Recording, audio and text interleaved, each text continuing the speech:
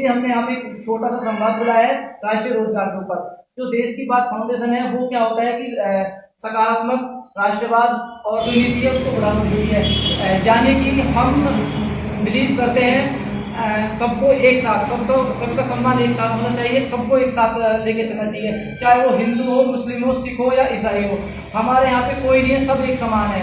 ना तो हम किसी जात को मानते हैं, ना हम किसी बात को मानते हैं। आपने भी देखा होगा 1947 में जब हमारा देश आज़ाद हुआ था, अगर भगत सिंह चाहते, जब वो अपना घर छोड़ के आए थे, अगर वो चाहते उस टाइम पे, तो वो उन्होंने कहा था कि भाई, चंद्रशेखर ने कहा था कि भाई ऐसा है कि भगत सिंह आप मत जाइए, बम आप मत फेंकिए, आप बम मत फेंकिए, आपकी हमको जरूरत है। तो पंडित जी जो थे चंद्रशेखर आजाद, वो बार बार उनको आग्रह कर रहे थे कि नहीं, आप रहने दीजिए। और जो भगत सिंह थे वो उनमें इतना जोश था कि वो कहते कि नहीं, मैं ही जाऊँगा। तो हमारा तात्पर्य है कि जिस बंदे के अंदर जो क्वालिटी है, हम उसके अनुसार उसको वहाँ पे रोजगार देने की मुहिम है।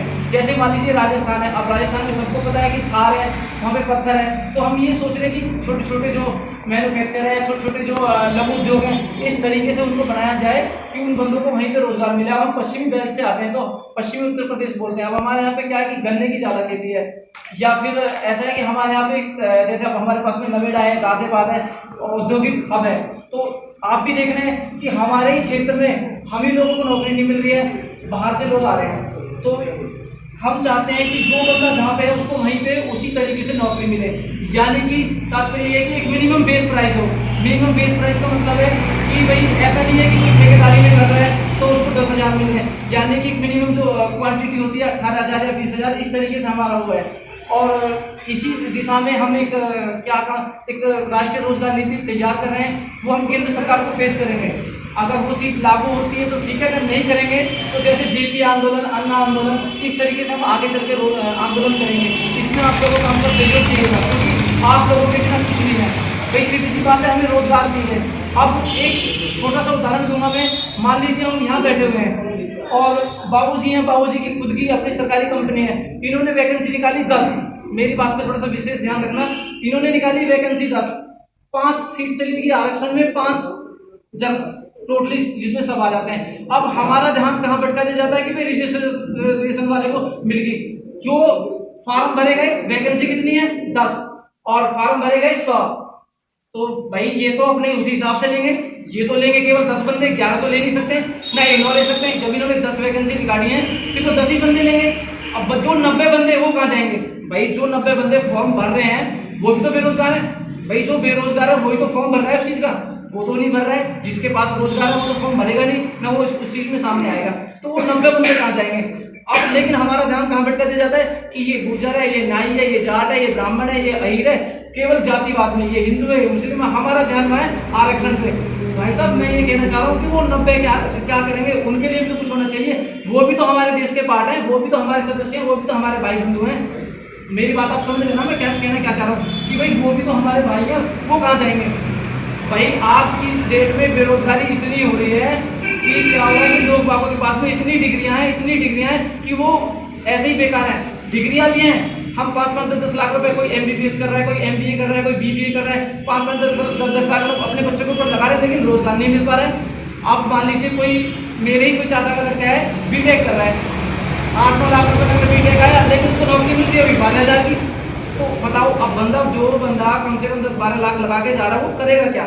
तो हमारा तात्पर्य है कि जो 90, उनको भी कुछ इस तरीके से केंद्र सरकार या जो भी वर्तमान में सरकार होगी वो रोजगार मुहैया कराए। अब बात आएगी उसमें कि धन कहाँ से आएगा। भाई आप इतनी बड़ी बड़ी बातें कर रहे हैं, सबसे बड़ी बात धन की आएगी। हमारे देश में सबको मालूम है कि 80% जनसंख्या गरीब है, मात्र 20% जो लोग हैं वो अमीर है। 20% का मतलब है अंबानी, अडानी, टाटा। आप समझ रहे हो ना? मैं 20% उनकी बात कर रहा हूँ, ना कि अपनी मिडिल क्लास लोअर फैमिली की मैं कोई बात नहीं कर रहा हूँ, ना इंटरप्ट कर रहा हूँ। मैं केवल बड़ी उसकी बात कर रहा हूँ। जैसे इन लोगों ने फेसबुक या व्हाट्सएप के लिए कानून लेके आए, क्या उनके लिए कानून नहीं ला सकते? मात्र हम उनसे, मान लीजिए उनके तुम 100 रुपए हैं पूरे दिन की, हम उनसे केवल 2 रुपए मांग रहे हैं। हम उनसे ये नहीं कह रहे कि हम आपको अरबों खरबों दे दो, केवल 2 रुपए मांग रहे हैं। यानी कि 2% टैक्स, जो बड़े लोग हैं केवल 2% टैक्स। तो आप समझ जाइए कि कितना टैक्स आएगा, वो हजारों लाखों करोड़ों में आएगा। तो उसी के हिसाब से वहीं पे जाके फिर इस तरीके से रोजगार को आगे बढ़ाया जाएगा। तो हम चाहते हैं कि कोई भी है, अब आप देख रहे हैं प्राइवेट स्कूलों में क्या होता है कि टीचर आ जाते हैं, आप भी देख रहे हैं कि कोई 6,000, कोई 10,000, उसी हिसाब से चल रहा है। तो हम इसको जो सामाजिक वो है उसको खत्म करना चाह रहे हैं कि जो लोगों के बीच में दूरियां हैं कि भाई सब एक समान हो, कोई जात पात न हो। अगर आप देख रहे हो कि हमारा देश आज की डेट में गुलामी की तरफ अग्रसर है, गुलामी की तरफ बढ़ता जा रहा है, ये बिल्कुल 100% सच्चाई है। आप देख लीजिए हमारा देश दोबारा से अमीर जो लोग हैं उनके गुलाम बनने के लिए अग्रसर है। हर जगह क्या हो रहा है कि निजीकरण हो रहा है। मैं निजीकरण का विरोध नहीं कर रहा हूँ, लेकिन उस हिसाब से बंदों को नौकरी तो दो। अभी आपने हाल ही में देखा था, कुछ दिन पहले खबर आई थी, एयर इंडिया ने 1.5 लाख कर्मचारियों को बाहर निकाला। भाई वो 1.5 लाख कर्मचारी जाएंगे कहाँ? उनके घर परिवार के करेंगे क्या?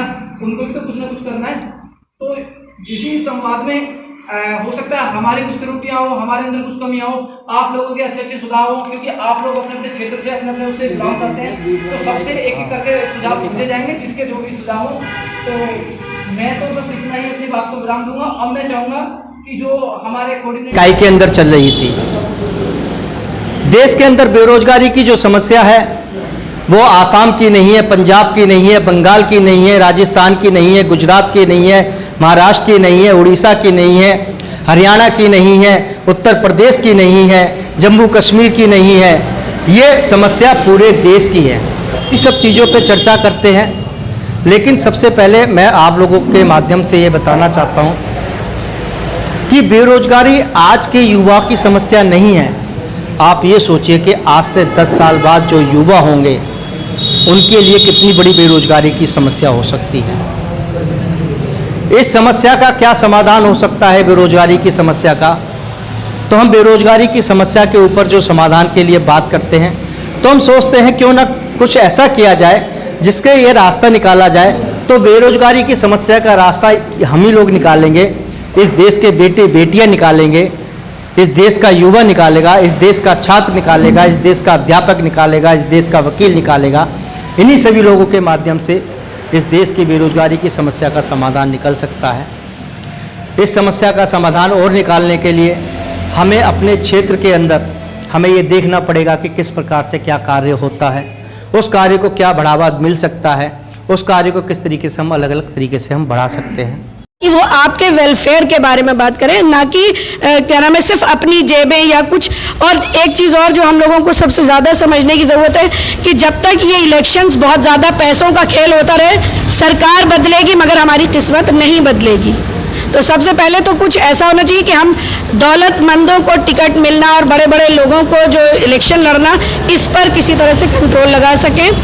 तभी जो है तो रोज़गार, जैसे रोज़गार की बात आती है तो इसमें आपको क्या बता दिया जाता है कि भाई जनसंख्या ज़्यादा है इसलिए आपको रोज़गार नहीं मिल रहा। अब क्या हो रहा है कि भाई वो सारे फला जात वालों को जॉब मिल रही है, फला को नहीं मिल रही। रिजर्वेशन है इसलिए आपको नौकरी नहीं मिल रही। मैं कहती हूँ जब भारतीय हैं 143 करोड़ लोग, तो 143 करोड़ लोगों को रोज़गार चाहिए। रोज़गार का यही मतलब नहीं होता जैसे आपने कहा कि भाई खुद करो। आप साहब का एक सवाल था कि भाई खुद टैलेंटेड हो, फला ने चाय का बना लिया कि वो चाय से शुरू किया, आज वो इतने बड़ा बिजनेस टाइकून बन गया। क्या सारे लोग एक माँ बाप की 4 औलादें क्या चारों के चारों इंजीनियर बन जाते हैं? एक इंजीनियर बनता है तो दूसरा हाई स्कूल नहीं पास कर पाता है। तो उस हाई स्कूल वाले बच्चे को भी कम से कम जिंदगी की बेसिक ज़रूरियात पूरी करने का हक है कि नहीं है? क्या उसके बच्चे भूखे मरेंगे? उसके बच्चों के लिए एक ऐसा स्कूल हो जो कम से कम सस्ता और अच्छी एजुकेशन दे सके।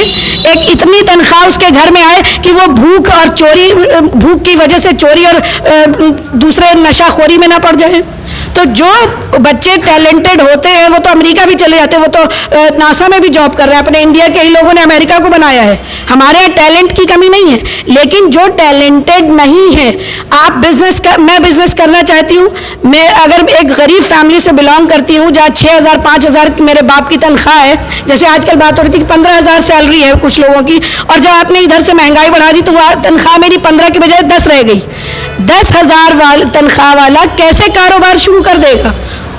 मैं बहुत सी फैमिलीज को जानती हूँ, वो चाहते हैं कारोबार करना, स्कूल खोल सकते हैं, बहुत ज़्यादा टैलेंटेड, लेकिन उनको हर महीने कम से कम 20-30 हज़ार रुपये चाहिए अपने बच्चे की स्कूल और घर के लिए। जब 30 हज़ार रुपये महीने का एक पक्का इंतज़ाम अगर हो जाए तो वो फिर बैंक से लोन लेकर स्कूल या कोई भी कारोबार शुरू करने का रिस्क उठा सकते हैं कि वो डूबे या बचे, क्योंकि अगर हम डूब गया तो वो जो मैंने लोन लिया वो कहाँ से अदा करेंगे? तो ये सारी चीज़ों पर जब तक हम यही सारी सोच हमें युवा में डालनी है, तो आप सबसे मेरी रिक्वेस्ट है कि आप देश की बात फाउंडेशन से जुड़े और ताकि आप एक अच्छी सोच की तरफ, एक जैसे आप लोग ने बहुत बचपन से सुना होगा 2 लाख के एक देश की बात फाउंडेशन के आज अपने इस प्रोग्राम में आए हुए थे, बहुत अच्छी अच्छी बातें की गई थी, बहुत सारी चीजें बताई गई थी। वाकई में यदि ये संस्था इस तरह का कार्य करती है तो हम लोग आप लोगों से निवेदन करते हैं आप इस संस्था से जुड़ें और अच्छे से अच्छा इनको सहयोग करें ताकि ये लोग जैसा इन्होंने कहा वैसा ही काम करते रहें। और हमारे देश के अंदर बहुत सारी समस्या है, बेरोजगारी की समस्या को लेकर भी आगे बढ़ रहे हैं और इसके साथ साथ महंगाई भी इस समस्या को लेकर आगे बढ़ रहे हैं। हम लोगों को हमेशा इस तरह का संदेश देते हैं कि अपना विवेक इस्तेमाल करके भी किसी भी पार्टी किसी भी संस्था के साथ जुड़ें ताकि आप लोगों का गलत फायदा ना उठाया जाए।